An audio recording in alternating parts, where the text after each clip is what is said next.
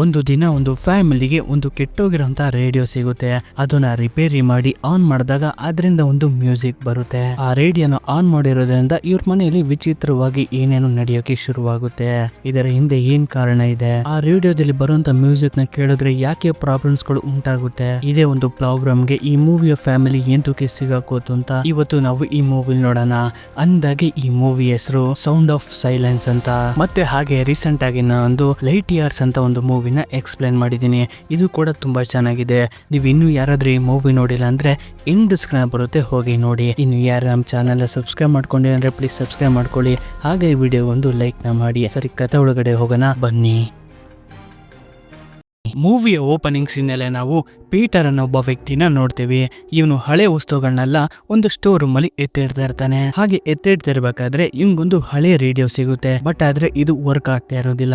ಇದರಿಂದ ಅದನ್ನ ರಿಪೇರಿ ಮಾಡೋಕೆ ಶುರು ಮಾಡ್ತಾನೆ. ಹೀಗೆ ರಿಪೇರಿ ಮಾಡ್ತಾ ಮಾಡ್ತಾ ತುಂಬಾ ಹೊತ್ತಾಗ್ಬಿಡುತ್ತೆ. ಅವಾಗ ಇವನ ವೈಫ್ ಕ್ಯಾರೋಲಿನ್ ಬಂದ್ಬಿಟ್ಟು ಎಷ್ಟೊತ್ತಿಂದ ರಿಪೇರಿ ಮಾಡ್ತಾ ಇದೀಯ, ಬಾ ಊಟ ಮಾಡ್ಬಿಟ್ಟು ಆಮೇಲೆ ರಿಪೇರಿ ಮಾಡಿ ಅಂತ ಕರೀತಾಳೆ. ಬಟ್ ಆದ್ರೆ ಇವನು ಹೋಗೋದಿಲ್ಲ. ಇನ್ನು ಸ್ವಲ್ಪ ಇದೆ, ರಿಪೇರಿ ಮಾಡ್ಬಿಟ್ಟು ನಾನೇ ಬರ್ತೀನಿ ಅನ್ಬಿಟ್ಟು ಅವ್ರ ಹೆಂಡತಿನ ಕಳಿಸ್ಬಿಡ್ತಾನೆ. ಫೈನಲಿ ಹಾಗೋ ಹೀಗ ಮಾಡಿ ಅದನ್ನ ರಿಪೇರಿ ಮಾಡೇ ಬಿಡ್ತಾನೆ. ರಿಪೇರಿ ಮಾಡಿ ಅದನ್ನ ಆನ್ ಮಾಡಿದಾಗ ಅದರಲ್ಲಿ ಸ್ಟಾರ್ಟಿಂಗ್ ಒಂದು ಮ್ಯೂಸಿಕ್ ಬರುತ್ತೆ.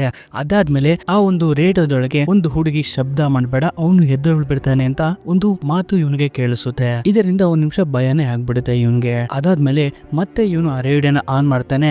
ನೋಡ್ತಿದ್ದಂಗೆನೆ ಇವನು ಮುಂದಗಡೆ ಯಾವ್ದೋ ಒಂದು ಲೇಡಿ ನಿಂತಿರೋ ರೀತಿ ಕಾಣುತ್ತೆ. ಮತ್ತೆ ಅದನ್ನ ಆಫ್ ಮಾಡ್ತಾನೆ. ಅವಾಗ ಲೇಡಿ ಮಾಯ ಆಗ್ತಾಳೆ. ಇದು ಸ್ವಲ್ಪ ಇವನ್ಗೆ ವಿಚಿತ್ರ ಅಂತ ಅನ್ನಿಸ್ತಾ ಇರುತ್ತೆ. ಹೀಗೆ ಅದನ್ನ ಆನ್ ಆಫ್ ಮಾಡ್ತಿರ್ತಾನೆ. ಆಗ ನೋಡ್ತಿದ್ದಂಗೆನೆ ಒಂದು ಸ್ಪಿರಿಟ್ ಬಂದ್ಬಿಟ್ಟು ಇವನ್ ಕುತ್ಕೆನ ಜೋರಾಗಿ ಇಟ್ಕೊಂಡ್ಬಿಡುತ್ತೆ. ಅವಾಗ ಇವನು ಜೋರಾಗಿ ಕಿರ್ಚಾಡ್ತಾನೆ. ಇದು ಕೆಳಗಡೆ ಇರುವಂತ ಇವ್ರ ಹೆಂಡತಿಗೆ ಕೇಳಿಸುತ್ತೆ. ಇಲ್ಲಿಂದ ಸೀನ್ ಶಿಫ್ಟ್ ಆಗಿ ನಾವು ನಮ್ಮ ಹೀರೋಯಿನ್ ನೋಡ್ತೀವಿ. ಇವಳ ಹೆಸರು ಎಮಾ ಅಂತ. ಇವಳು ಬೇರೆ ಯಾರು ಆಗಿರೋದಿಲ್ಲ. ಇವಾಗ ತಾನೇ ನಾವು ನೋಡಿದ್ವಲ್ಲ ಪೀಟರ್ ಅಂತ ಒಬ್ಬ ವ್ಯಕ್ತಿ, ಅವನ ಮಗಳಾಗಿರ್ತಾಳೆ. ಆಕ್ಚುಲಿ ಎಮ್ಮಗೆ ಒಬ್ಳು ಸಿಂಗರ್ ಆಗ್ಬೇಕು ಅನ್ನೋದು ಇವಳ ಒಂದು ದೊಡ್ಡ ಕನಸಾಗಿರುತ್ತೆ, ಮತ್ತೆ ಆಸೆನೂ ಕೂಡ ಆಗಿರುತ್ತೆ. ಇದರಿಂದ ಪ್ರತಿ ಸಲ ಆಡಿಷನ್ ಕೊಡೋಕೆ ಹೋಗ್ತಾ ಇರ್ತಾಳೆ. ಬಟ್ ಆದ್ರೆ ಇವಳಿಗೆ ಅಷ್ಟು ಧೈರ್ಯ ಸಾಕಾಗ್ತಾ ಇರೋದಿಲ್ಲ ಹಾಡೋ ಅಷ್ಟು. ಹೀಗಾಗಿ ಪ್ರತಿ ಸಲ ರಿಜೆಕ್ಟ್ ಆಗಿ ವಾಪಸ್ ಬಂದ್ಬಿಡ್ತಾಳೆ ಮನೆಗೆ. ಈ ಸಲಿನೂ ಕೂಡ ಅದೇ ರೀತಿಯಾಗಿ ಇದ್ರ ಬಗ್ಗೆ ತನ್ನ ಬಾಯ್ ಫ್ರೆಂಡ್ ಸೆಬಾ ಹತ್ರ ಮಾತಾಡ್ತಾ ಇರ್ತಾಳೆ. ಅದಕ್ಕೆ ಸೆಬಾನು ಕೂಡ ನೀನೊಬ್ಳು ಬೆಸ್ಟ್ ಸಿಂಗರ್ ಆಗ್ತೀಯಾ, ನಿನ್ ಮೇಲೆ ನಿನ್ಗೆ ಕಾನ್ಫಿಡೆನ್ಸ್ ಇರ್ಬೇಕು ಅಷ್ಟೇ ಅಂತ ಅವಳಿಗೆ ಧೈರ್ಯ ತುಂಬ ಸಮಾಧಾನ ಮಾಡ್ತಾ ಇರ್ತಾನೆ. ಹೀಗೆ ಇವರಿಬ್ರು ಮಾತಾಡ್ತಾ ಇರ್ಬೇಕಾದ್ರೆ ಅವಾಗ ಎಮ್ಮಗೆ ಒಂದು ಕಾಲ್ ಬರುತ್ತೆ. ಕಾಲ್ ಅಲ್ಲಿ ತಕ್ಷಣ ನೀವು ಇಟಲಿಗೆ ಬರ್ಬೇಕು, ನಿಮ್ಮ ಪೇರೆಂಟ್ಸ್ಗೆ ಏನೋ ತೊಂದರೆ ಆಗಿದೆ ಅಂತ. ಇದರಿಂದ ಇವಳಿಗೆ ತುಂಬಾ ಭಯ ಆಗ್ಬಿಟ್ಟು ಇಟಲಿಗೆ ಹೋಗಕ್ಕೆ ಶುರು ಮಾಡ್ತಾಳೆ. ಬಟ್ ಆದ್ರೆ ಸೆಬಾನು ಕೂಡ ಇವನ್ ಜೊತೆಗೇನೆ ಬರ್ತಾನೆ. ಅವಳಿಗೇನು ಆಗ್ಬಾರ್ದು, ಅವಳನ್ನ ಸೇಫ್ಟಿಗೋಸ್ಕರ. ಇವ್ರುಗಳು ಇಟಲಿಗೆ ಬಂದು ಫಸ್ಟ್ ಹೋಗೋದೆ ಹಾಸ್ಪಿಟಲ್ಗೆ ಹೋಗ್ಬಿಟ್ಟು ಇವ್ರ ತಾಯಿ ಹತ್ರ ಏನಾಯ್ತು ಅಂತೆಲ್ಲ ಕೇಳಿದಾಗ ಇವ್ರ ತಾಯಿ ಏನು ಮಾತಾಡ್ತಾನೆ ಇರೋದಿಲ್ಲ. ಅವಾಗ ಅಲ್ಲೇ ಇದ್ದಂತಹ ಡಾಕ್ಟರ್ ನ ಮೀಟ್ ಮಾಡ್ಬಿಟ್ಟು ನಮ್ ತಂದೆಗೆ ಏನಾಯ್ತು ಅಂತೆಲ್ಲ ಕೇಳಿದಾಗ ಅವರೆಲ್ಲ ಹೇಳೋಕೆ ಶುರು ಮಾಡ್ತಾರೆ. ನಿಮ್ಮ ತಂದೆನ ಇನ್ಸೆಂಟಿವ್ ಕೇರ್ ಅಲ್ಲಿ ಇಟ್ಟಿದೀವಿ, ಅವ್ರ ಬ್ರೈನ್ ಅಲ್ಲಿ ಸ್ವಲ್ಪ ಏಟ್ ಆಗ್ಬಿಟ್ಟು ಬ್ಲಡ್ ಕ್ಲಾಟ್ ಆಗ್ಬಿಟ್ಟಿದೆ, ಆದಷ್ಟು ಬೇಗ ಅವರು ಸರಿ ಹೋಗ್ತಾರೆ, ನೀವೇನು ತಲೆ ಕೆಡ್ಸ್ಕೊಂಬೇಡಿ ಅಂತ. ಮತ್ತೆ ಆ ಡಾಕ್ಟರ್ ಇನ್ನೊಂದು ವಿಷಯನೂ ಹೇಳ್ತಾರೆ, ಏನಾಗಿರ್ಬೋದು ಅಂತ ನಿಮ್ ತಾಯಿನ ಒಂದ್ಸಲಿ ಕೇಳಿ ನೋಡಿ, ಯಾಕೆಂದ್ರೆ ನಿಮ್ ತಾಯಿಗೂ ಕೂಡ ತುಂಬಾನೇ ಏಟ್ ಆಗಿದೆ, ಯಾರೋ ಹೊಡೆದಿರೋ ಹಾಗೆ ಮಾರ್ಕ್ ಇದೆ, ಒಂದ್ಸಲಿ ಕೇಳಿ ನೋಡಿ ಅಂತ ಹೇಳ್ತಾರೆ. ಮತ್ತೆ ನಿಮ್ ತಾಯಿನ ಒಂದ್ ದಿವಸ ಇಲ್ಲೇ ನೀವು ಬಿಡ್ಬೇಕು, ನಾವು ಅವ್ರನ್ನ ಒಂದ್ಸಲಿ ಅಬ್ಸರ್ವೇಷನ್ ಅಲ್ಲಿ ಇಟ್ಬಿಟ್ಟು ಟ್ರೀಟ್ಮೆಂಟ್ ಮಾಡ್ತೇವೆ ಅನ್ಬಿಟ್ಟು ಹೇಳ್ತಾರೆ. ಇದರಿಂದ ಇವಳು ಕೂಡ ಇವ್ರ ತಾಯಿ ಹತ್ರ ಬರ್ತಾಳೆ. ಬಂದ್ಬಿಟ್ಟು ನಮ್ಮ ತಂದೆಗೆ ಏನು ಆಗೋದಿಲ್ಲ, ಆದಷ್ಟು ಬೇಗ ಹುಷಾರಾಗ್ತಾರೆ, ಇವಾಗ ನಿಮ್ಗೂ ಸ್ವಲ್ಪ ಗಾಯ ಆಗಿದ್ಯಲ್ಲ ಅದಕ್ಕೆ ಟ್ರೀಟ್ಮೆಂಟ್ ಕೊಡ್ತಾರೆ, ಸೊ ಹಾಗಾಗಿ ನೀವು ಇವತ್ತ ಇಲ್ಲೇ ಸ್ಟೇ ಆಗ್ಬೇಕು ಅಂತ, ನಾಳೆ ಬಂದ್ಬಿಟ್ಟು ನಿಮ್ಮನ್ನ ಕರ್ಕೊಂಡು ಹೋಗ್ತೀವಿ ಅಂತ ಎಮ್ಮ ಹೇಳ್ತಾಳೆ. ಹೀಗಾಗಿ ಅವ್ರ ತಾಯಿನೂ ಕೂಡ ಒಪ್ಕೋತಾರೆ. ಆದ್ರೆ ಯಾವಾಗ ಎಮ್ಮ ತಾಯಿಗೆ ಇವರು ತಮ್ಮ ಮನೆಗೆ ಹೋಗ್ತಾ ಇದಾರೆ ಸ್ಟೇ ಮಾಡೋದಕ್ಕೆ ಅಂತ ಗೊತ್ತಾಗುತ್ತೋ ಅದಕ್ಕೆ ಇವರು ಒಪ್ಕೊಳ್ಳೋದಿಲ್ಲ. ನೀವು ನಮ್ಮ ಮನೆಗೆ ಹೋಗ್ಬಾರ್ದು, ಯಾವ್ದಾರು ಹೋಟೆಲ್ ಅಲ್ಲಿ ಇರಿ, ಯಾಕೆಂದ್ರೆ ಅಲ್ಲಿ ಏನು ಸರಿ ಇಲ್ಲ. ನಿಜ ಹೇಳ್ತಾ ಇದೀನಿ, ನಿಮ್ಮ ತಂದೆ ನನ್ ಮೇಲೆ ಅಟ್ಯಾಕ್ ಮಾಡಿದ್ರು, ಬಟ್ ಆದ್ರೆ ಅದು ನಿಮ್ ತಂದೆ ಆಗಿರ್ಲಿಲ್ಲ, ನೀವು ಯಾವ್ದೇ ಕಾರಣಕ್ಕೂ ನಮ್ಮ ಮನೆಗೆ ಹೋಗ್ಬಾರ್ದು ಅಂತ. ಅದಕ್ಕೆ ಎಮ್ಮನು ಕೂಡ ಸರಿ ಆಯ್ತು ನಾವು ಮನೆಗೆ ಹೋಗೋದಿಲ್ಲ ಹೋಟೆಲ್ಗೆ ಹೋಗ್ತೀವಿ ಅನ್ಬಿಟ್ಟು ಅವ್ರ ತಾಯಿನ ಕಳಿಸ್ತಾಳೆ. ಬಟ್ ಆದ್ರೆ ಇವಳು ಹೋಟೆಲ್ಗೆ ಹೋಗೋದಿಲ್ಲ, ಇವ್ರ ಮನೆಗೆನೆ ಬರ್ತಾಳೆ. ಏನಾಗಿದೆ ಪ್ರಾಬ್ಲಮ್ ಕಂಡುಹಿಡಿಬೇಕು ಅನ್ಬಿಟ್ಟು ಎಮ್ಮ ತನ್ನ ಮನೆ ಒಳಗಡೆ ಬಂದ್ಬಿಟ್ಟು ತನ್ನ ಮನೆಯಲ್ಲಿರೋ ಎಲ್ಲಾ ಹಳೆ ವಸ್ತುಗಳನ್ನೆಲ್ಲ ನೋಡ್ತಾ ಇರ್ತಾಳೆ. ಮತ್ತೆ ಇವನ ಬಾಯ್ ಫ್ರೆಂಡ್ ಸೆಬಾಗೆ ಇವಳನ್ನ ಒಂದು ಸ್ಟುಡಿಯೋನ ತೋರಿಸ್ತಾಳೆ. ಇವಳಿಗೆ ಚಿಕ್ಕ ವಯಸ್ಸಿಂದನೂ ಕೂಡ ಹಾಡೋದು ಅಂದ್ರೆ ತುಂಬಾ ಇಷ್ಟ ಅಲ್ವಾ, ಹಾಗಾಗಿ ಇವ್ರ ತಂದೆ ತಾಯಿ ಇವ್ರಿಗಿಂತನೂ ಒಂದು ಸ್ಟುಡಿಯೋ ಮಾಡ್ಕೊಟ್ಟಿರ್ತಾರೆ. ಇವಳು ಎಷ್ಟು ಕಿರ್ಚಾಡಿದ್ರು ಕೂಡ ಹೊರಗಡೆಯಿಂದ ಒಳಗಡೆ ಕೇಳಿಸಲ್ಲ, ಒಳಗಡೆಯಿಂದ ಹೊರಗಡೆ ಕೇಳಿಸಲ್ಲ. ಹಾಗೆ ಸುತ್ತಾಡ್ತಿರ್ಬೇಕಾದ್ರೆ ಇವಳಿಗೂ ಕೂಡ ಅದೇ ಕರ್ಸಾಗಿರೋ ರೇಡಿಯೋ ಕಾಣಿಸುತ್ತೆ. ಅದನ್ನ ಪ್ಲೇ ಸೇವ್ ಮಾಡ್ತಾಳೆ ಕೂಡ. ಬಟ್ ಆದ್ರೆ ಅದ್ರಲ್ಲಿ ಏನೇ ರೀತಿ ಶಬ್ದ ಬರ್ತಾ ಇರೋದಿಲ್ಲ. ಇದಾದ್ಮೇಲೆ ಗೊತ್ತಾಗುತ್ತೆ ಇವತ್ ನೈಟ್ ಇವ್ರಿಗೆ ತಿನ್ನೋದಕ್ಕೆ ಏನು ಕೂಡ ಮನೆಯಲ್ಲಿ ಇಲ್ಲ ಅಂತ. ಹೀಗಾಗಿ ಸೆಬಾ ಏನ್ ಮಾಡ್ತಾನೆ ಅಂದ್ರೆ ನಾನು ಹೊರಗಡೆ ಹೋಗಿ ತಗೊಂಡ್ ಬರ್ತೀನಿ ಅಂತ ಡಿಸೈಡ್ ಮಾಡ್ಕೋತಾನೆ. ಬಟ್ ಆದ್ರೆ ಕಾರು ಇರೋದೇ ಒಂದು. ಇವನ್ ಅದನ್ನ ತಗೊಂಡ್ ಹೋಗ್ಬಿಟ್ರೆ ನಿಮ್ಮ ತಾಯಿ ಕಡೆಯಿಂದ ಏನಾದ್ರು ಫೋನ್ ಬಂದ್ರೆ ಏನ್ ಮಾಡ್ತೀಯ ಅಂತ ಎಮ್ಮನ ಕೇಳಿದಾಗ ಅದಕ್ಕೆ ಎಮ್ಮನು ಕೂಡ ನಮ್ ತಾಯಿದು ಹಳೆ ಸೈಕಲ್ ಇದೆ ಅದನ್ನೇ ಎತ್ಕೊಂಡು ಹೋಗು ನೀನು ಅಂದ್ಬಿಟ್ಟು ಸೆಬಾ ಸೈಕಲ್ ನ ತಗೊಂಡು ಇಬ್ರಿಗೂ ಕೂಡ ಊಟ ತರೋದಕ್ಕೆ ಅಂತ ಹೊರಗಡೆ ಹೋಗ್ತಾನೆ. ಹೊರಗಡೆ ಹೋಗ್ಬಿಟ್ಟು ಒಂದು ಜಾಗದಲ್ಲಿ ಹೀಗೆ ಫುಡ್ ನ ತಗೋತಾ ಇರ್ತಾನೆ. ಬಟ್ ಆದ್ರೆ ಇವನು ವಾಲೆಟ್ ನ ತನ್ನ ಮನೇಲಿ ಬಿಟ್ಬಿಟ್ಟು ಬಂದ್ಬಿಟ್ಟಿರ್ತಾನೆ. ಮತ್ತೆ ಹಿಂದೆ ತಿರುಗಿ ನೋಡ್ತಾನೆ ಇವನ್ ತಂದಿದಂತ ಸೈಕಲ್ ಕೂಡ ಇರೋದಿಲ್ಲ. ಅದನ್ನು ಕೂಡ ಒಬ್ಬ ಕತ್ಕೊಂಡು ಹೊಂಟೋಗ್ಬಿಟ್ಟಿರ್ತಾನೆ. ಇನ್ನೇನ್ ಮಾಡೋದು ಅಂದ್ಬಿಟ್ಟು ನಡ್ಕೊಂಡು ಹೋಗಕ್ಕೆ ಶುರು ಮಾಡ್ತಾನೆ. ಈ ಕಡೆ ಇವಳು ಬಟ್ಟೆನೆಲ್ಲ ವಾಷಿಂಗ್ ಮಿಷನ್ ಗೆ ಹಾಕ್ಬಿಟ್ಟು ಹಾಗೆ ತನ್ನ ಸ್ಟುಡಿಯೋದಲ್ಲಿ ಬಂದು ಕೂತ್ಕೊಂಡು ಸಾಂಗ್ ನ ಕೇಳ್ತಾ ಇರ್ತಾಳೆ. ಈ ಕಡೆ ಆ ರೇಡಿಯೋ ಆಟೋಮೆಟಿಕ್ ಆಗಿ ಆನ್ ಆಗುತ್ತೆ. ಅದರಿಂದ ಶಬ್ದ ಕೂಡ ಬರ್ತಾ ಇರುತ್ತೆ. ಮತ್ತೆ ಹಾಗೆ ಇವಳು ಒಂದು ಸಾಂಗ್ ನ ಪ್ರಾಕ್ಟೀಸ್ ಮಾಡೋಣ ಅನ್ಬಿಟ್ಟು ಹಾಡೋಕ್ಕಿಂತ ಪ್ರಯತ್ನ ಪಟ್ಟಾಗ ಮತ್ತೆ ಅದೇ ಒಂದು ಲೇಡಿ ಶಬ್ದ ಮತ್ತೆ ಬರುತ್ತೆ. ಸುಮ್ನಿರು ಶಬ್ದ ಮಾಡ್ಬೇಡ ಅಂತ. ಇದನ್ನ ಕೇಳಿ ಇವಳಿಗೆ ಒಂದು ನಿಮಿಷ ಭಯ ಆಗ್ಬಿಡುತ್ತೆ. ಮತ್ತೆ ಹಾಗೆ ನೋಡ್ತಾಳೆ ಇವಳು ಸ್ಟುಡಿಯೋನ ಡೋರು ಓಪನ್ ಆಗಿರುತ್ತೆ. ಓಪನ್ ಆಗ್ಬಿಟ್ಟು ಆ ರೇಡಿಯೋ ಆನ್ ಆಗಿ ಅದ್ರಿಂದ ಒಂದು ಮ್ಯೂಸಿಕ್ ಬರ್ತಾ ಇರುತ್ತೆ.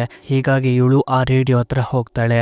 ಹೋದಾಗ ಆ ರೇಡಿಯೋನ ಆಫ್ ಮಾಡ್ತಾಳೆ. ಆಫ್ ಮಾಡ್ಬಿಟ್ಟು ಮತ್ತೆ ಆನ್ ಮಾಡಿದಾಗ ಮತ್ತೆ ಈ ಲೇಡಿ ಕಾಣಿಸ್ಕೋತಾಳೆ. ಮತ್ತೆ ಆಫ್ ಮಾಡಿದಾಗ ಮತ್ತೆ ಮಾಯ ಆಗ್ತಾಳೆ. ಆನ್ ಮಾಡಿದಾಗ ಮತ್ತೆ ಕಾಣಿಸ್ಕೋತಾಳೆ. ಇದೇನಿದು ವಿಚಿತ್ರ ಅಂತ ಇವಳಿಗಂತೂ ತುಂಬಾನೇ ಹೆದರಿಕೆ ಆಗ್ಬಿಡುತ್ತೆ. ಆವಾಗ ಇವಳ ಫೋನ್ ರಿಂಗ್ ಆಗಕ್ಕೆ ಶುರುವಾಗುತ್ತೆ. ಯಾರು ಕಾಲ್ ಮಾಡಿರ್ತಾರೆ ಅಂದ್ರೆ ಇವಳ ಬಾಯ್ ಫ್ರೆಂಡ್ ಸೆಬಾ ಕಾಲ್ ಮಾಡಿರ್ತಾನೆ. ಹೀಗಾಗಿ ಆ ಕಾಲ್ ನ ಪಿಕ್ ಮಾಡಕ್ಕೆ ಅಂತ ಹೋದಾಗ ನೋಡಿದ್ರೆ ಅದು ಸ್ವಿಚ್ ಆಫ್ ಆಗೋಗ್ಬಿಡುತ್ತೆ. ಇಷ್ಟರಲ್ಲಿ ಆಲ್ರೆಡಿ ಇವಳಿಗೆ ಗೊತ್ತಾಗೋಗ್ಬಿಡುತ್ತೆ ನಾನು ಯಾವಾಗ ಶಬ್ದ ಮಾಡ್ತೀನೋ ಅವಾಗ ಈ ಸ್ಪಿರಿಟ್ ನಂಗೆ ಕಾಟ ಕೊಡುತ್ತೆ ಅಂತ. ಮತ್ತೆ ಇಲ್ಲಿಂದ ಆಚೆ ಹೋಗೋಣ ಅಂತ ನೋಡ್ತಾಳೆ. ಎಲ್ಲ ಡೋರು ಕೂಡ ಕ್ಲೋಸ್ ಆಗ್ಬಿಟ್ಟಿರುತ್ತೆ. ಇವಳೆ ಕ್ಲೋಸ್ ಮಾಡಿರ್ತಾಳೆ. ಬಟ್ ಅದ್ರ ಕೀ ಎಲ್ಲಿಟ್ಟಿದೀನಿ ಅಂತ ಗ್ಯಾಪಿಗೆ ಬರ್ತಾ ಇರೋದಿಲ್ಲ ಇವಳಿಗೆ. ಪ್ರತಿ ಸಲ ಶಬ್ದ ಬಂದಾಗ್ಲೂ ಕೂಡ ಯಾವುದೋ ಒಂದು ಸ್ಪಿರಿಟ್ ಇವಳ ಮೇಲೆ ಅಟ್ಯಾಕ್ ಮಾಡೋದಕ್ಕೆ ಟ್ರೈ ಮಾಡ್ತಾ ಇರುತ್ತೆ. ಅದು ಜೆನ್ಸ್ ಸ್ಪಿರಿಟ್. ಹೀಗಾಗಿ ಇಲ್ಲಿಂದ ಎಸ್ಕೇಪ್ ಆಗ್ಬಿಡ ಅಂತ ಟ್ರೈ ಮಾಡ್ತಾ ಇರ್ತಾಳೆ. ಪಕ್ಕದಲ್ಲೇ ನೋಡ್ತಾಳೆ ಒಂದು ಟೈಪ್ ರೈಟರ್ ಮಿಷಿನ್ ಇರುತ್ತೆ. ಅದ್ರಲ್ಲಿ ಹೆಲ್ಪ್ ಅಂತ ಬರ್ತಿರುತ್ತೆ. ಹೀಗಾಗಿ ಇದನ್ನ ಕಮ್ಯುನಿಕೇಟ್ ಮಾಡೋಣ ಅನ್ಬಿಟ್ಟು ಹೂ ಆರ್ ಯು ಅಂತ ಒಂದು ಟೈಪ್ ನ ಮಾಡ್ತಾಳೆ. ಆಗ ನೆಕ್ಸ್ಟ್ ಸೆಕೆಂಡ್ ಅಲ್ಲಿ ಮತ್ತೆ ಆ ಸ್ಪಿರಿಟ್ ಬಂದ್ಬಿಟ್ಟು ಅದನ್ನ ಹೊಡೆದಾಕ್ಬಿಡುತ್ತೆ. ಇದರಿಂದ ತುಂಬಾನೇ ಭಯ ಪಟ್ಕೊಂಡು ಇವಳು ಮತ್ತೆ ತನ್ನ ಸ್ಟುಡಿಯೋ ರೂಮ್ ಒಳಗಡೆ ಹೋಗ್ಬಿಟ್ಟು ಡೋರ್ನ ಲಾಕ್ ಮಾಡ್ಕೊಂಡ್ಬಿಡ್ತಾಳೆ. ಇವಾಗ ಇವಳಿಗೆ ಏನ್ ಮಾಡ್ಬೇಕು ಅನ್ನೋದೇ ಗೊತ್ತಾಗ್ತಾ ಇರೋದಿಲ್ಲ. ಹಾಗಾಗಿ ಮತ್ತೆ ಆ ಒಂದು ಹೆಡ್ಫೋನ್ ಹಾಕೊಂಡು ಇದನ್ನ ಕಮ್ಯುನಿಕೇಟ್ ಮಾಡಕ್ಕೆ ಟ್ರೈ ಮಾಡ್ತಾಳೆ. ಹೀಗೆ ಯಾರು ನೀನು ಏನ್ ಬೇಕು ಅಂತ ಎಲ್ಲ ಕೇಳಿದಾಗ ಒಂದು ಲೇಡಿ ವಾಯ್ಸ್ ಶಬ್ದ ಮಾಡಬೇಡ ಅವನಿಗೆ ಕೇಳಿಸ್ಕೊಂಡ್ಬಿಡ್ತಾನೆ ಅಂತ ಪದೇ ಪದೇ ಅದನ್ನೇ ಹೇಳ್ತಾ ಇರುತ್ತೆ. ಆಗ ಸಡನ್ ಆಗಿ ಒಂದು ಜೆಂಟ್ಸ್ ವಾಯ್ಸ್ ತುಂಬಾನೇ ಜೋರಾಗಿ ಸುಮ್ನಿರು ಅಂತ ಕೆರ್ಚಾಡ್ಬಿಡುತ್ತೆ. ಹೀಗಾಗಿ ಇವಳಿಗೆ ಇನ್ನೂ ಜಾಸ್ತಿ ಭಯ ಆಗೋಗ್ಬಿಡುತ್ತೆ. ಏನ್ ಮಾಡ್ಬೇಕು ಅನ್ನೋದು ಗೊತ್ತಾಗ್ತಾ ಇರೋದಿಲ್ಲ. ಬಾಯ್ ಫ್ರೆಂಡ್ ಬೇರೆ ಆಚೆ ಹೋಗಿದ್ದಾನೆ. ಆಗ ಅದೇ ಜಾಗದಲ್ಲಿ ಒಂದು ಚಾರ್ಜರ್ ಕೂಡ ಇರುತ್ತೆ. ಹೀಗಾಗಿ ಇವಳು ಫೋನ್ ನ ಚಾರ್ಜ್ ಮಾಡ್ಕೋತಾ ಇರ್ತಾಳೆ. ಈ ಕಡೆ ನಮ್ ಹೀರೋ ನಡ್ಕೊಂಡ್ ಬಂದು ಕೊನೆಗೂ ತನ್ನ ಮನೆ ಹತ್ರ ಬಂದೇ ಬಿಡ್ತಾನೆ. ಬಂದ್ಬಿಟ್ಟು ಡೋರ್ ನ ಬೆಲ್ ಮಾಡ್ತಾನೆ. ಬಟ್ ಆದ್ರೆ ಎಮ್ಮ ತೆಗಿತಾನೆ ಇರೋದಿಲ್ಲ. ಇವ್ನ ಎಷ್ಟೋ ಸರಿ ಕಿರ್ಚಾಡಿದ್ರು ಕೂಡ ಏನು ಯೂಸೇ ಇಲ್ಲ. ಯಾಕಂದ್ರೆ ಅವಳು ಸ್ಟುಡಿಯೋ ಒಳಗಡೆ ಇರ್ತಾಳಲ್ಲ, ಆಚೆಯಿಂದ ಏನೇ ಸೌಂಡ್ ಬಂದ್ರು ಕೂಡ ಗೊತ್ತಾಗೋದಿಲ್ಲ. ಹೀಗಾಗಿ ಇವ್ನ ಏನ್ ಮಾಡ್ತಾನೆ ಅಂದ್ರೆ ಬೇಸ್ಮೆಂಟ್ ಡೋರ್ ಇಂದ ಹೋಗೋಣ ಅನ್ಬಿಟ್ಟು ಬೇಸ್ಮೆಂಟ್ ಗೆ ಹೋಗ್ತಾನೆ. ಬೇಸ್ಮೆಂಟ್ ಒಳಗಡೆ ಬಂದ್ಬಿಟ್ಟು ಮೇಲ್ಗಡೆ ಹೋಗೋಣ ಅಂತ ಇರ್ಬೇಕಾದ್ರೆ ಎಮ್ಮ ವಾಷಿಂಗ್ ಮಿಷಿನ್ ಗೆ ಹಾಕಿರ್ತಾಳಲ್ಲ ಅದು ಜೋರಾಗಿ ಶಬ್ದ ಮಾಡುತ್ತೆ. ಹೀಗಾಗಿ ಆ ಸ್ಪಿರಿಟ್ ಬಂದ್ಬಿಟ್ಟು ನಮ್ಮ ಹೀರೋ ಮೇಲೆ ಅಟ್ಯಾಕ್ ಮಾಡ್ಬಿಡುತ್ತೆ. ಈ ಕಡೆ ಎಮ್ಮ ತನ್ನ ಮೊಬೈಲ್ ನ ಆನ್ ಮಾಡ್ಬಿಟ್ಟು ಧೈರ್ಯ ಮಾಡ್ಕೊಂಡು ಆ ಸ್ಟುಡಿಯೋದಿಂದ ಆಚೆ ಬರ್ತಾಳೆ. ಬಂದ್ಬಿಟ್ಟು ತನ್ನ ಬಾಯ್ ಫ್ರೆಂಡ್ ಗೆ ಕಾಲ್ ಮಾಡ್ತಾಳೆ. ಬಟ್ ಆದ್ರೆ ಬೇಸ್ಮೆಂಟ್ ಅಲ್ಲಿ ಆ ರಿಂಗ್ ಆಗ್ತಿರೋ ಶಬ್ದ ಇವಳಿಗೆ ಕೇಳಿಸ್ತಾ ಇರುತ್ತೆ. ಹೀಗಾಗಿ ಹಾಗೆ ಕಾಲ್ ಮಾಡ್ಕೋತಾ ಬೇಸ್ಮೆಂಟ್ ಗೆ ಹೋದಾಗ ಅಲ್ಲಿ ಇವಳಿಗೆ ಸೆಬಾ ಸಿಗ್ತಾನೆ. ಇದರಿಂದ ಇವಳಿಗೆ ಗೊತ್ತಾಗುತ್ತೆ ಸೆಬಾ ಮೇಲೂ ಕೂಡ ಅಟ್ಯಾಕ್ ಮಾಡಿದೆ ಈ ಸ್ಪಿರಿಟ್ ಅನ್ಬಿಟ್ಟು. ಹೀಗಾಗಿ ಅವನ್ನ ಕರ್ಕೊಂಡು ಹಾಲ್ಗೆ ಹೋಗ್ತಾಳೆ. ಹಾಲ್ಗೆ ಹೋಗ್ಬಿಟ್ಟು ಮಾತಾಡ್ದೇನೆ ಒಂದು ಪೇಪರ್ ಅಲ್ಲಿ ಬರೆದು ತೋರಿಸ್ತಾಳೆ. ಇಲ್ಲಿ ಯಾರೋ ಇದಾರೆ, ನಾವು ಮಾತಾಡಬಾರ್ದು ಅಂತ. ಬಟ್ ಆದ್ರೆ ಅವನ್ಗೆ ಯಾವ್ದು ಕೂಡ ಏನು ಕಾಣಿಸಿರೋದಿಲ್ಲ. ಇವ್ನ್ಗೆ ಹೇಗಾದ್ರೂ ಮಾಡಿ ನಂಬಿಸ್ಬೇಕು ಅಂದ್ಬಿಟ್ಟು ಅವಳು ಏನೇನೆಲ್ಲ ಪ್ರಯತ್ನ ಮಾಡ್ತಾಳೆ, ಶಬ್ದ ಮಾಡ್ತಾಳೆ, ಮತ್ತೆ ಆ ಹೆಡ್ಫೋನ್ ಹಾಕಿ ಕೂಡ ತೋರಿಸ್ತಾಳೆ. ಬಟ್ ಆದ್ರೆ ಇವ್ನ್ಗೆ ಏನು ಕೂಡ ಶಬ್ದ ಕೇಳಿಸ್ತಾ ಇರೋದಿಲ್ಲ, ಯಾವ್ದೇ ಸ್ಪಿರಿಟ್ ಕೂಡ ಕಾಣ್ತಾ ಇರೋದಿಲ್ಲ. ಇವ್ನ್ಗೆ ಹೇಗೆ ನಂಬಿಸ್ಲಿ ಅಂತ ಯೋಚನೆ ಮಾಡ್ತಿರ್ಬೇಕಾದ್ರೆ ಸಡನ್ ಆಗಿ ನೋಡ್ತಾಳೆ ಸೆಬಾ ಮತ್ತೆ ಕಾಣೆಯಾಗಿರ್ತಾನೆ. ಹೀಗಾಗಿ ಸೆಬಾನ ಹುಡುಕೊಂಡು ಹೋಗ್ತಾಳೆ. ಹೀಗೆ ಹುಡುಕ್ತಿರ್ಬೇಕಾದ್ರೆ ಹಾಲ್ಗೆ ಬಂದಾಗ ನೋಡಿದ್ರೆ ಸೆಬಾ ವಿಚಿತ್ರವಾಗಿ ಆಡ್ತಾ ಇರ್ತಾನೆ. ಅವಾಗ ಇವಳಿಗೆ ಗೊತ್ತಾಗುತ್ತೆ ಸೆಬಾ ಪೊಸೆಸ್ ಆಗಿದ್ದಾನೆ ಅನ್ಬಿಟ್ಟು. ಆಗ ನೋಡ್ತಿದ್ದಂಗೆನೆ ಪೊಸೆಸ್ ಆಗಿರುವಂತ ಸೆಬಾ ಇವಳ ಮೇಲೆ ಅಟ್ಯಾಕ್ ಮಾಡ್ತಾನೆ. ಅಟ್ಯಾಕ್ ಮಾಡಿ ಇವಳಿಗೆ ಸರಿಯಾಗಿ ಹೊಡಿತಾನೆ ಕೂಡ. ಆದ್ರೆ ಇವಳು ಅವನ ಕೈಯಿಂದ ಬಿಡಿಸ್ಕೊಂಡು ತನ್ನ ತಂದೆಯ ಸ್ಟೋರ್ ರೂಮ್ ಹತ್ರ ಬರ್ತಾಳೆ. ಆ ಜಾಗಕ್ಕೆ ಬಂದಾಗ ಇನ್ನೊಂದು ಚಿಕ್ಕ ಹುಡುಗಿಯ ಸ್ಪಿರಿಟ್ ಬಂದ್ಬಿಟ್ಟು ಎಮ್ಮನ ತೆಳ್ಬಿಡ್ತಾಳೆ. ಇವಳು ತೆಳ್ಳಿದ ತಕ್ಷಣ ಬೇರೆ ಒಂದು ಡೈಮೆನ್ಷನ್ಗೆ ಬಂದು ಬಿದ್ದೋಗ್ಬಿಡ್ತಾಳೆ. ಇಲ್ಲಿ ನಮ್ಗೆ ಗೊತ್ತಾಗುತ್ತೆ ಈ ಸ್ಪಿರಿಟ್ ನ ಹಿಂದೆ ಇರೋ ಕತೆ. ಇಲ್ಲಿ ನಾವು ಒಂದು ತಾಯಿ ಮಗಳನ್ನ ನೋಡ್ತೀವಿ. ಆ ತಾಯಿ ತನ್ನ ಮಗಳಿಗೋಸ್ಕರ ಒಂದು ಬಟ್ಟೆನ ಹೊಲ್ದಿರ್ತಾಳೆ, ಅದನ್ನ ಅವಳಿಗೆ ಕೊಟ್ಟು ತುಂಬಾ ಖುಷಿ ಪಡ್ತಾ ಇರ್ತಾರೆ. ಈಗ ಇಬ್ರು ಖುಷಿಯಾಗಿರ್ಬೇಕಾದ್ರೆ ಆ ಮಗಳು ಕೇಳ್ತಾಳೆ, ನಮ್ ತಂದೆ ಯಾಕೆ ವಿಚಿತ್ರವಾಗಿ ಆಡ್ತಾರೆ, ಅವ್ರಿಗೆ ಏಂತಕ್ಕೆ ಶಬ್ದ ಮಾಡಿದ್ರೆ ಅವ್ರಿಗೆ ಆಗಲ್ಲ ಅಂತ. ಅದಕ್ಕೆ ಅವ್ರ ತಾಯಿನೂ ಕೂಡ, ನಿಮ್ಮ ತಂದೆ ಒಂದು ವಾರ್ಗೆ ಹೋಗಿದ್ರು ಈ ದೇಶನ ಕಾಪಾಡೋದಿಕ್ಕೆ, ಅಲ್ಲಿ ನಡೆದಂತಹ ಯುದ್ಧ, ಆ ಶಬ್ದದಿಂದ ಅವ್ರಿಗೆ ಶಬ್ದ ಕಂಡ್ರೆ ಆಗೋದಿಲ್ಲ, ಅದಕ್ಕೋಸ್ಕರ ನಾವು ಸೈಲೆಂಟ್ ಆಗಿರ್ಬೇಕು ಅಂತ. ನೋಡ್ತಿದ್ದಂಗೆನೆ ಇವ್ರ ತಂದೆನೂ ಕೂಡ ಮನೆಗೆ ಬರ್ತಾರೆ. ಇವರು ಎಷ್ಟೇ ಪ್ರಯತ್ನ ಪಟ್ರು ಕೂಡ ಶಬ್ದ ಮಾಡಬಾರ್ದು ಅಂದ್ರೆ ಆಗೋ ಈಗ ಮಾಡಿ ಶಬ್ದ ಆಗೋಗ್ಬಿಡುತ್ತೆ. ಇದರಿಂದ ಇವ್ರ ತಂದೆ ಇವ್ರಿಗೆ ಸರಿಯಾಗಿ ಹೊಡಿತಾ ಇರ್ತಾನೆ. ಹೀಗೆ ಒಂದಿನ ಈ ಹುಡುಗಿ ತನ್ನ ಡಾಲ್ನ ತಗೊಳ್ಳೋದಕ್ಕೆ ಹೋಗ್ಬಿಟ್ಟು ಅವ್ರ ತಂದೆ ಪಕ್ಕ ಇದ್ದಂತ ರೇಡಿಯೋನ ಆನ್ ಮಾಡ್ಬಿಡ್ತಾಳೆ. ಇದರಿಂದ ತುಂಬಾ ಜೋರಾಗಿ ಶಬ್ದ ಬರುತ್ತಲ್ಲ, ಹೀಗಾಗಿ ಅವ್ರ ತಂದೆ ತನ್ನ ಮಗಳಿಗೆ ಹೊಡಿಯೋಕ್ಕಿಂತ ಬಂದಾಗ ಇವ್ರ ತಾಯಿ ಅಡ್ಡ ಬಂದಿರೋದ್ರಿಂದ ಅವನು ಕೋಪದಲ್ಲಿ ಇರ್ತಾನೆ ತುಂಬಾನೇ. ಹೀಗಾಗಿ ತನ್ನ ಹೆಂಡತಿನ ತನ್ನ ಕೈಯಾರನೆ ಸಾಯಿಸ್ಬಿಡ್ತಾನೆ. ನನ್ನ ತಾಯಿನ ಸಾಯಿಸ್ಬಿಟ್ನಲ್ಲ ಇವನು ಅಂದ್ಬಿಟ್ಟು ಒಂದು ಕತ್ರಿನ ತಗೊಂಡು ಹೋಗ್ಬಿಟ್ಟು ಇವ್ರ ತಂದೆಯ ಎದೆಗೆ ಚುಚ್ಚಿಬಿಡ್ತಾಳೆ ಇವಳು. ಹೀಗಾಗಿ ಇನ್ನೂ ಕೋಪ ಬಂದ ಆ ವ್ಯಕ್ತಿ ತನ್ನ ಮಗಳು ತನ್ನ ನೋಡ್ದಲೆ ಅವಳು ಕುತ್ಕನ್ನು ಹಿಡಿದು ಸಾಯಿಸಾಕ್ಬಿಡ್ತಾನೆ. ಮತ್ತೆ ಆ ಟೇಪ್ ರೆಕಾರ್ಡ್ ಕಂಟಿನ್ಯೂಸ್ ಆಗಿ ಶಬ್ದ ಮಾಡ್ತಿರೋದ್ರಿಂದ ಮತ್ತೆ ಈ ಹುಡುಗಿ ಅವನ ಎದೆಗೆ ಚುಚ್ಚಿರೋದ್ರಿಂದ ಅವನು ಅಲ್ಲೇ ಸತ್ತೋಗ್ಬಿಡ್ತಾನೆ. ಹೀಗಾಗಿ ಆ ಟೇಪ್ ರೆಕಾರ್ಡ್ ಇದೊಂದು ಕರ್ಸಾಗಿ ಹುಳ್ಕೊಂಡ್ಬಿಡುತ್ತೆ. ಆಗ ಸಡನ್ ಆಗಿ ಎಮ್ಮಗೆ ಪ್ರಜ್ಞೆ ಬರುತ್ತೆ. ನೋಡಿದ್ರೆ ಪೊಸೆಸ್ ಆಗಿರೋ ಸೆಬಾ ಎಮ್ಮನ ಕುತ್ಕೆನ ಹಿಡಿದು ಸಾಯಿಸೋದಕ್ಕೆ ಪ್ರಯತ್ನ ಪಡ್ತಾ ಇರ್ತಾನೆ. ಅವಾಗ ಇವಳು ಕೈಗೆ ಸಿಕ್ಕಂತ ವಸ್ತುನ ತಗೊಂಡು ಅವನ್ಗೆ ಹೊಡೆದು ಅಲ್ಲಿಂದ ಒಂದೇ ಸಮನೆ ಓಡ್ತಾಳೆ. ಓಡ್ಬಿಟ್ಟು ಮತ್ತೆ ತನ್ನ ಸ್ಟುಡಿಯೋ ರೂಮ್ಗೆ ಬಂದ್ಬಿಟ್ಟು ಡೋರ್ನ ಲಾಕ್ ಮಾಡ್ಕೊಂಡ್ಬಿಡ್ತಾಳೆ. ಅವಾಗ ಅವಳಿಗೆ ಅಲ್ಲೇ ಒಂದು ಸ್ಪೀಕರ್ ಕಾಣುತ್ತೆ. ಇದರಿಂದ ಒಂದು ಪ್ಲಾನ್ ಬರುತ್ತೆ. ಈ ಕಡೆ ಪೊಸೆಸ್ ಆಗಿರುವಂತಹ ಸೆಬಾ ಇವಳನ್ನ ಹುಡ್ಕೊಂಡು ಅದೇ ಸ್ಟುಡಿಯೋ ಹತ್ರ ಬರ್ತಾನೆ. ಡೋರ್ ಬೇರೆ ಓಪನ್ ಆಗಿರುತ್ತೆ, ಹೀಗಾಗಿ ಒಳಗಡೆ ಹೋಗ್ತಾನೆ. ಅವಳು ಇದ್ದಾಳೆ ಅನ್ಬಿಟ್ಟು ಸೆಬಾ ಒಳಗಡೆ ಹೋಗಿದ ತಕ್ಷಣ ಹಿಂದೆಗಡೆಯಿಂದ ಎಮ್ಮ ಆ ಡೋರ್ನ ಲಾಕ್ ಮಾಡ್ಬಿಡ್ತಾಳೆ. ಲಾಕ್ ಮಾಡ್ಬಿಟ್ಟು ತುಂಬಾನೇ ಜೋರಾಗಿ ಶಬ್ದ ಬರೋ ಹಾಗೆ ಸಾಂಗ್ ನ ಪ್ಲೇ ಮಾಡ್ತಾಳೆ. ಹೀಗಾಗಿ ಆ ಸ್ಪಿರಿಟ್ಗೆ ತುಂಬಾನೇ ಇರಿಟೇಟ್ ಆಗ್ತಾ ಇರುತ್ತೆ, ತಡ್ಕೊಳ್ಳೋಕೆ ಆಗ್ತಾ ಇರೋದಿಲ್ಲ. ಅದನ್ನ ಆನ್ ಮಾಡ್ಬಿಟ್ಟು ಮನೇಲಿರುವಂತ ಎಲ್ಲಾ ವಸ್ತುನು ಅಂದ್ರೆ ಟಿವಿ, ಹೇರ್ ಡ್ರೈಯರ್, ಎಲ್ಲಾ ಎಲೆಕ್ಟ್ರಿಕ್ ವಸ್ತುಗಳನ್ನು ಆನ್ ಮಾಡ್ಬಿಡ್ತಾಳೆ. ಪೊಸೆಸ್ ಆಗಿರುವಂತ ಸೆಬಾ ಆ ಸ್ಟುಡಿಯೋ ಮಿರರ್ ನ ಹೊಡೆದಾಕ್ಬಿಟ್ಟು ಹೊರಗಡೆ ಬಂದ್ಬಿಟ್ಟು ಇವ್ರ ಮೇಲೆ ಅಟ್ಯಾಕ್ ಮಾಡೋಕ್ಕಿಂತ ಬಂದಾಗ ಮನೆಯ ಅಲಾರಾಮು ತುಂಬಾನೇ ಜೋರಾಗಿ ಬಡ್ಕೊಳ್ಳೋಕೆ ಶುರುವಾಗುತ್ತೆ. ಇದರಿಂದನೂ ಕೂಡ ಅವನಿಗೆ ತುಂಬಾನೇ ಇರಿಟೇಟ್ ಆಗ್ತಾ ಇರುತ್ತೆ.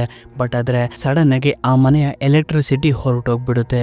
ಹೀಗಾಗಿ ಮನೆ ಪೂರ್ತಿ ಸೈಲೆಂಟ್ ಆಗ್ಬಿಡುತ್ತೆ. ಇದಕ್ಕೆ ಚಾನ್ಸ್ ಸಿಕ್ಬಿಡುತ್ತೆ ಇವಳನ್ನ ಮುಗಿಸೋದಕ್ಕೆ. ಹೀಗಾಗಿ ಇವಳು ಮತ್ತೆ ಭಯ ಪಡ್ತಾ ಓಡ್ತಾ ತನ್ನ ತಂದೆಯ ಸ್ಟೋರ್ ರೂಮ್ ಹತ್ರ ಬರ್ತಾಳೆ. ಇವಳನ್ನ ಫಾಲೋ ಮಾಡ್ಕೊಂಡು ಪೊಸೆಸ್ ಆಗಿರೋ ಸೆಬಾನು ಕೂಡ ಇವಳನ್ನ ಮುಗಿಸೋದಕ್ಕಿಂತ ಬರ್ತಾನೆ. ಬಟ್ ಆದ್ರೆ ಈ ಸಲಿ ಇವಳಿಗೆ ಸಹಾಯ ಮಾಡ್ಬೇಕು ಅಂದ್ಬಿಟ್ಟು ಎರಡು ಒಳ್ಳೆ ಸ್ಪಿರಿಟ್ಗಳು ಇವಳ ಜೊತೆಗೆ ಕೈಗೂಡ್ಸುತ್ತೆ. ಇವಳನ್ನ ಕೈನ ಹಿಡ್ಕೊಂಡು ಜೋರಾಗಿ ಕಿರ್ಸೋಕೆ ಶುರು ಮಾಡುತ್ತೆ.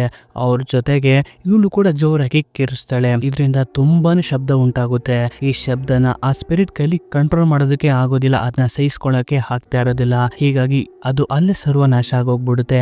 ಮತ್ತೆ ಆ ಟೇಪ್ ರೆಕಾರ್ಡ್ಗೆ ಹೋಗಿ ಲಾಕ್ ಆಗ್ಬಿಡುತ್ತೆ. ಅವಾಗ ಸೆಬಾ ತನ್ನ ನಾರ್ಮಲ್ ಕಂಡೀಷನ್ಗೆ ಬರ್ತಾನೆ. ಇವನ್ನ ನೋಡಿ ತುಂಬಾನೇ ಖುಷಿ ಪಡ್ತಾಳೆ. ಹಾಗೆ ನಮ್ಗೆ ಸಹಾಯ ಮಾಡಿರೋದಕ್ಕೆ ಆ ಸ್ಪಿರಿಟ್ಗೂ ಕೂಡ ಒಂದು ಥ್ಯಾಂಕ್ಸ್ ನ ಹೇಳ್ತಾಳೆ. ಮತ್ತೆ ಇಲ್ಲಿಂದ ಸೀನ್ ಕಟ್ ಆಗಿ ನಾವು ಸ್ವಲ್ಪ ದಿನ ಆದ್ಮೇಲೆ ನೋಡ್ತೀವಿ. ಇವಾಗ ಎಮಾನ ತಂದೆ ಪೀಟರ್ ಕೂಡ ಹುಷಾರಾಗ್ಬಿಟ್ಟು ಹಾಗೆ ಅವಳ ತಾಯಿನೂ ಕೂಡ ಹುಷಾರಾಗಿ ತನ್ನ ಮನೆಗೆ ವಾಪಸ್ ಬಂದಿರ್ತಾರೆ. ಇವಾಗ ಎಲ್ಲ ನಾರ್ಮಲ್ ಆಗಿರೋದ್ರಿಂದ ತುಂಬಾ ಖುಷಿಯಾಗಿ 4 ಜನ ಕೂಡ ಇರ್ತಾರೆ. ಮತ್ತೆ ಇವ್ರ ತಾಯಿಗೆ ಇನ್ಮೇಲೆ ಈ ಮನೇಲಿ ಏನು ಪ್ರಾಬ್ಲಮ್ ಇಲ್ಲ, ಎಲ್ಲನೂ ಕೂಡ ಸರಿ ಹೋಗಿದೆ ಅನ್ಬಿಟ್ಟು ವಾಪಸ್ಸು ಇವರು ತಮ್ಮ ಮನೆಗೆ ಬಂದ್ಬಿಡ್ತಾರೆ. ಇವಾಗ ಎಮ್ಮೆಗೆ ಸ್ವಲ್ಪ ಧೈರ್ಯ ಬಂದಿರೋದ್ರಿಂದ ಮತ್ತೆ ಹೋಗಿ ಸಿಂಗರ್ ಆಡಿಷನ್ ನ ಕೊಡ್ತಾಳೆ. ಅದರಲ್ಲಿ ಹಾಡನ್ನು ಕೂಡ ಹಾಡ್ತಾಳೆ, ಹಾಗೆ ಸೆಲೆಕ್ಟ್ ಕೂಡ ಆಗ್ತಾಳೆ. ಹೀಗಾಗಿ ಇವಳನ್ನ ಜೀವನ ಈಗ ಖುಷಿಯಾಗಿ ನಡೀತಾ ಇರುತ್ತೆ. ಮತ್ತೆ ಇಲ್ಲೇ ನಾವು ನೋಡ್ತೀವಿ, ಸೆಬಾ ಊಟ ತರೋಕೆ ಅಂತ ಹೋದಾಗ ಒಂದು ಸೈಕಲ್ ನ ತಗೊಂಡೋಗಿದ್ನಲ್ಲ, ಆ ಸೈಕಲ್ ನ ಕತ್ಕೊಂಡೋಗಿರೋಂಥ ವ್ಯಕ್ತಿ ಅದೇ ಸೈಕಲ್ ನ ಓಡಿಸ್ಕೊಂಡು ಹೋಗ್ತಾ ಇರ್ತಾನೆ. ಹೋಗ್ತಿರ್ಬೇಕಾದ್ರೆ ಕಸದ ಡಬ್ಬಿಯಲ್ಲಿ ಇದೇ ರೇಡಿಯೋ ಇವನ್ಗೆ ಕಾಣುತ್ತೆ. ಇದರಿಂದ ಆ ರೇಡಿಯೋನ ತಗೋತಾನೆ. ತಗೊಂಡು ಒಂದು ಜಾಗಕ್ಕೆ ಬರ್ತಾನೆ. ಈ ರೇಡಿಯೋನ ತಗೊಂಡು ಎಲ್ಲಿಗೆ ಹೋಗ್ತಾನೆ ಅಂದ್ರೆ ಒಂದು ಹಳೆ ಆಂಟಿಕ್ ಶಾಪ್ಗೆ ಹೋಗ್ತಾನೆ, ಇದನ್ನ ಮಾರೋದಕ್ಕೆ ಅನ್ಬಿಟ್ಟು.